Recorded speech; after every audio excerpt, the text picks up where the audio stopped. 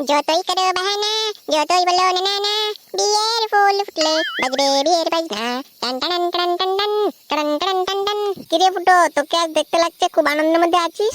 তোর মধ্যে যেমন খুব বিয়ের ইচ্ছা যাচ্ছে, আমার আনন্দ থেকে তোর মধ্যে চলছে কেন বুদা? তোকে দেখে আমার টেনশন হচ্ছে। স্যার আসলে তুই স্যারকে কি জবাব দিবি? পড়া তো শিখে এসেছিস নাকি? আরে দূর বেড়া, তুই এইসব নিয়ে চিন্তা করিস না, আমি স্যারকে সামলে নেবো। কি রে, কাকে সামলানোর কথা হচ্ছে? আরে স্যার এসেছে, সবাই দাঁড়া দাঁড়া দাঁড়া।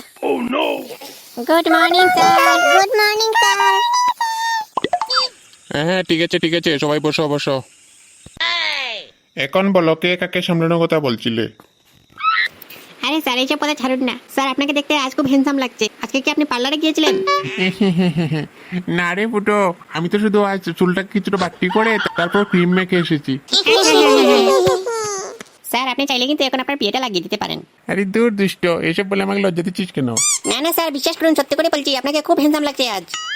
যে কোনো ম্যাডাম আপনাকে স্কুলে দেখলেই পছন্দ করে ফেলবে। আর কি রে, তোরা সবাই বল স্যার হ্যান্ডসাম লাগছে কিনা? হ্যাঁ স্যার, ফুটো ঠিক কথাই বলছে। একদম রে ফুটো, সাড়ে চিজ বাড়ি মাস্তে মাস্তে লাগছে। স্যার আপনি বললে বিশ্বাস করবেন না, আমার মা আপনার কাছে জিজ্ঞেস করছিল।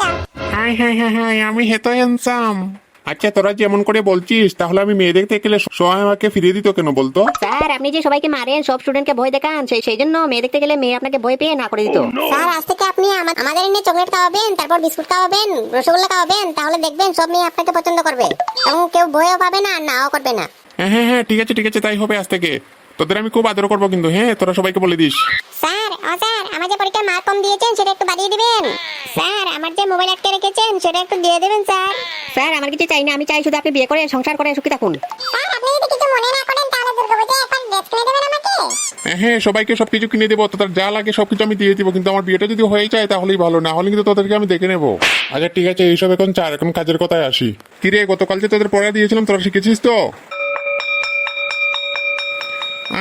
হ্যাঁ, তোদের সাথে কথা বলে আমার ক্লাসের সময়টা নষ্ট হয়ে গেল রে, পড়া নেওয়া হলো না। এখন প্রিন্সিপাল আমাকে বকবে।